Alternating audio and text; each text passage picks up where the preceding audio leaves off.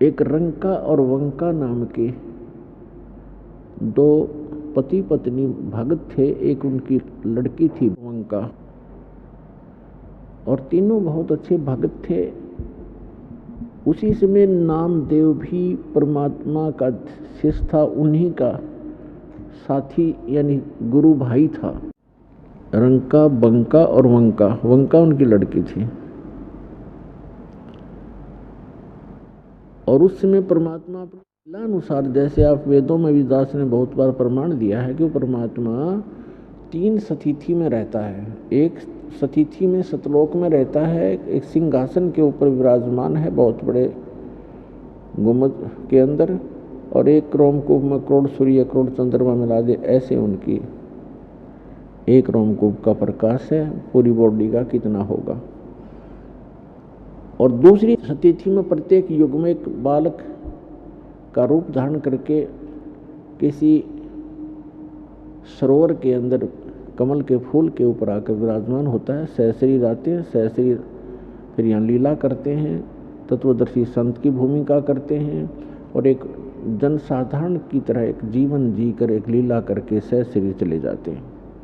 और तीसरी स्थिति में वो कभी भी आकर के साधु संत का रूप बना करके कहीं प्रकट हो जाते हैं, वहाँ भक्तों को ज्ञान देते हैं, उपदेश देते हैं। ये वो परमात्मा का विधान है।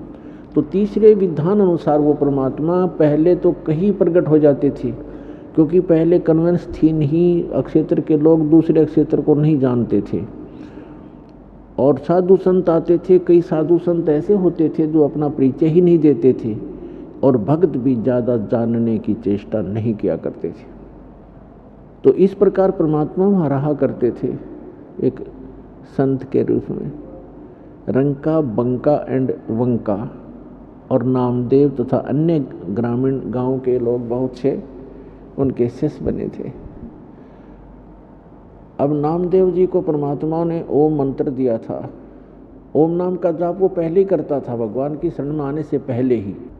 अब परमात्मा कबीर भगवान जो है उन्होंने अभी आकर के ये सब पूरे मंत्र डिक्लेयर करने थे, पहले नहीं करते थे। वो पहले तो अपने वचन से, आशीर्वाद से, धर्म भंडारे करवा कर उनकी बैटरी चार्ज कर देते थे कि इनको मनुष्य जीवन मिलते रहे। तो उसमें नामदेव जी ओम नाम के जाप की पहले कमाई की हुई थी, पिछले जन्मों की भी, उस जन्म में भी करते थे।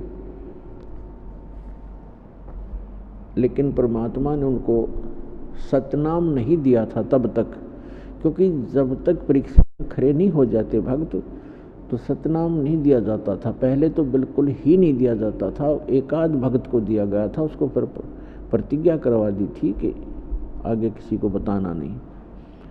एक दिन नामदेव जी कहीं से आ रहे थे और नगर में प्रवेश कर रहे थे अपने में, और वहाँ एक मंदिर के अंदर ब्राह्मण लोग परमात्मा की आरती उतार रहे थे। बहुत जोर की लय लगा रखी थी, सुर लगा रखा था, और घंटियां बजा रहे थे, खड़े होकर के आरती संपन्न कर रहे थे। नामदेव जी भी अपने पैर के जूते निकालकर और उन ब्राह्मणों के अंदर मंदिर में पहुंच गया, और हाथ से जूतों से घंटी का काम कर रहा है। अब वहां पुजारी ने देखा, ब्राह्मण ने, कि एक छोटी जाति का समेत जूतों के हमारे बीच में आ गया है। पहले मंदिरों में छुआछूत बहुत ज्यादा थी, और जूता हाथ में हो फिर तो बहुत ही बुरा होता था। नामदेव जी को पकड़ के मंदिर के पीछे पटक दिया एकांत में, कि तब तक आरती होलेगी, इसको पीछे कर देते हैं पिछवाड़े में। परमात्मा ने वो मंदिर ही घुमा दिया। नामदेव की तरफ तो मंदिर का मुख हो गया, जैसे पड़े पड़े भी ऐसे अपने जूते बजा रहा था जैसे घंटी बजाते हैं, और पंडितों के पीठ की तरफ हो गया मंदिर। इतना कुछ होने के बाद भी उनके अकल में ठिकाना नहीं आई कि ये महापुरुष है और तुम फॉर्मेलिटी करते हो। जिस मंदिर को तुम सही मान रहे हो वही घूम गया, जिसके लिए फिर भी अकल ठिकाने नहीं आई। हम इतने अहंकारी और अज्ञानी व्यक्ति हो जाते हैं अपने स्वार्थवश। नामदेव की तरफ कोई ध्यान नहीं उन्हें रहा, बल्कि उसको उठाकर भगा दिया वहां से। अगले दिन क्या देखता है, नामदेव गया वहां रंका बंका की झोंपड़ी पर। उस दिन वो अकेली लड़की विराजमान थी घर पे। नामदेव ने पूछा, बहन कहाँ गए आपके माता पिता? बहन ने कहा कि वो लकड़ियां लेने गए हैं जंगल से भाई, लकड़ी बेच कर आएंगे फिर रोटी खाएंगे। तो नामदेव ने पूछा, आप क्या कर रहे हो? लड़की ने बताया कि मैं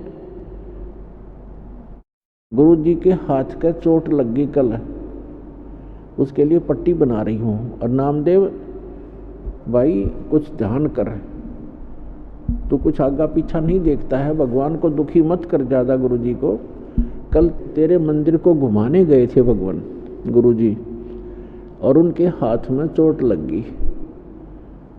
कल तू वहां क्यों, क्या मतलब था तेरा जाने का उस मंदिर में जो भगवान ने मना कर रखा है कि इन मंदिरों में कुछ नहीं है, और तू फिर भी वहां पहुंच गया है? तेरी इज्जत रखने के लिए गुरु जी का हाथ का चोट लगी, वो मंदिर फेरा था।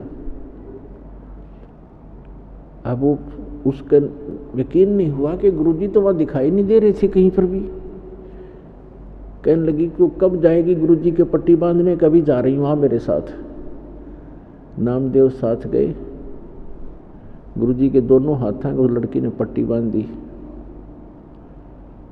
तब नामदेव चरणों में गिर गया कि भगवान गलती होगी हमसे, हे परमात्मा आगे से ऐसी गलती नहीं करूंगा, मैं आपकी मर्यादा रखूंगा। परमात्मा ने कहा, बेटा जब तक भक्ति ठीक नहीं करोगे और मर्यादा में नहीं रहोगे, ठीक है भगवान तो साथ रहेगा भगत के, काम भी करता रहेगा, लेकिन मोक्ष से वंचित रह जाओगे। एक दिन क्या हुआ कि रंका बंका की स्थिति बहुत खराब थी, बीमार हो गए, लकड़ी भी तोड़कर नहीं ला पा रहे थे। 1-2 दिन आहार को भी हो गए थे। फिर तीसरे दिन वो लकड़ी तोड़ने के लिए चले थे। जंगल से लकड़ियां तोड़कर लाते थे, बेचकर रोटी खाते थे, भक्ति करते थे।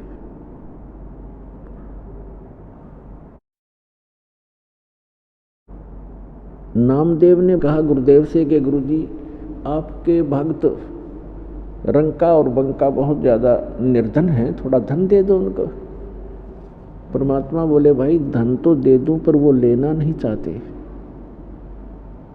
उनको पता लग गया है कि ये धन अच्छा नहीं है, असली धन वो इकट्ठा कर ही रहे हैं।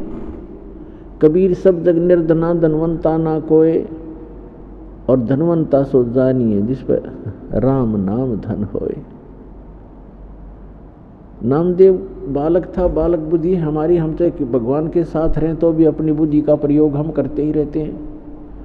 नामदेव ने कहा कि भगवान कुछ तो दे दो, क्यों ना लेंगे, बहुत दुखी है, 2 दिन तो रोटी खाई हो गए उनको, आज लकड़ी तोड़ने गए हैं बेचारे।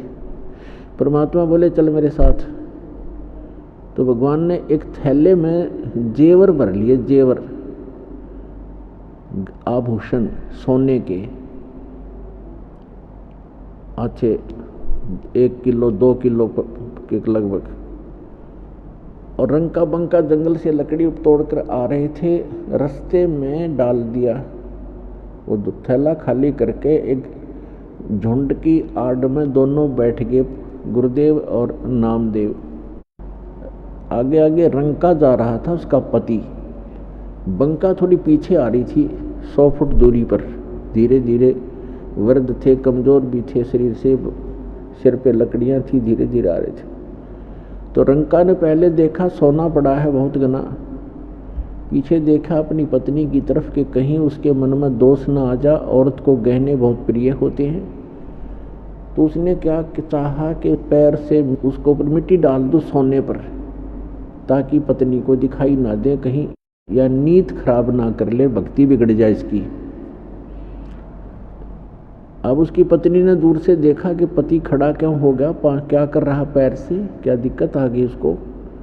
तो उसने ध्यान से देखा कि तो सोने के ऊपर मिट्टी डाल रहा है। वह समझ गई, कहने लगी चलो जी चलो, क्यों मिट्टी पर मिट्टी डाल रहे हो। तो वो चल पड़ा, किसने देख तो लिया ही। अब वो भी आ गई छोड़ के, नौके नो चली गई आगे को, नहीं उठाया उस सोने को कि भाड़ में जाओ ऐसा सोना।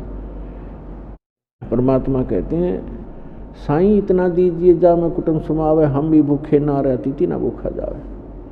कबीर सब जग निर्धना धनवंता ना कोय, धनवंता सो जानिए जिस पर राम नाम धन होए। अब फिर परमात्मा ने कहा बता भाई कैसे दूं इसको, नामदेव कैसे दूं इनको, बोल। परमात्मा ने कहा नामदेव तेरी अकल ठिकाने नहीं आई अभी तक। जो सतिथि आज इन भक्तों की है तेरी पता नहीं कब बनेगी बेटा। और जब तक इस सतिथि में नहीं आ लेगा तब तक भक्ति मोक्ष प्राप्ति नहीं हो पाओगी तेरी। अभी तो आप संसारिक सुखों को प्राप्ति और दूसरों को प्राप्ति के लिए ही प्रार्थना करते रहते हो। इन सब घटनाएं को देख करके एक बार फिर, क्योंकि परमात्मा के साथ रहने से कुछ पूर्व जन्म की सिद्धियां हो जाती हैं,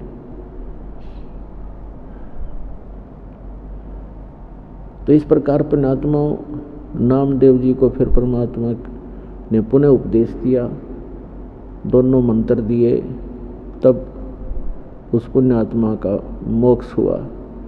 कहते हैं नामा छिपा ओम तारी, पहले ओम की रट लगा रखी थी उसमें, उसकी तारी माने लौ लाग रही थी, ओम नाम ही जाप करता था। फिर परमात्मा ने सब भेद बताया मंत्रों का, पीछे सोहम भेद विचारी, और सार शब्द पाया जद लोई, आवागमन बहुड़दा होई। नामा छिपा ओम तारी, पहले ओम की जाप करता था, ओम की भक्ति करता था, ओम मंत्र की। पीछे सोहम भेद विचारी, बाद में परमात्मा ने उसको विस्तार के साथ इस मंत्र की महिमा बताई कि इसके बिना बात नहीं बने, ये 2 अक्षर का सतनाम बनता है। और फिर उसने सच्चे दिल से स्वीकार किया, सत भक्ति की, और संसारिक जो अन्य जो इच्छाएं थी वह खत्म की। फिर परमात्मा ने उनको सार शब्द दिया, तब नामदेव का मोक्ष हुआ। आगे उनको प्रतिबंध लगा दिया था कि आगे इसके बारे में किसी को बताना नहीं, जिक्र भी नहीं करना आपने। ऐसा ही हुआ। तो पुण्यात्माओं यहाँ बताया है भाई, नामदेव नाम निरंजन राते, जाकी छान छवाई। यानी भक्त पूर्व जन्म के संस्कार से, देखो पुण्यात्माओं मंदिर में और मूर्ति की पूजा मेरे ख्याल में हिंदू धर्म में सबसे घनी है, और आज तक किसी की मूर्ति ने दूध ना पिया नामदेव ने छोड़ के। तो क्या कारण था? पिछले ही तप से होते हैं पूर्ण हंस मुराद, उनके पिछले संस्कार थे और उनसे इतना भी लाभ हो गया, लेकिन मोक्ष फिर भी नहीं था। तो मोक्ष अलग वस्तु है, और ऐसी कोई घटना किसी संत भक्त के साथ घट भी गई है तो उससे मोक्ष नहीं है। तो इसलिए ज्ञान को आधार बनाकर इस भक्ति सफर पर आप चलोगे तो सफल होगे। तो वो मंत्रों से लाभ होगा, मंत्र जो पूर्ण हो मर्यादा पर रहोगे तो बात बनेगी। फिर क्या बताते हैं भाई, काशीपुरी कबीरा होते ताही लखोरे बाई, बन के सो बंजारा उतरे, 9 लख बालद आई, मन तू सुख के सागर बसरे, भाई और न ऐसा यसरे। अब कहते हैं साईं इतना दीजियो जामे कुटुंब समावे, हम भी भूखे ना रहें, अतिथि न भूखा जावे। परमात्मा ने हमें आकर के सब मार्ग बताए हैं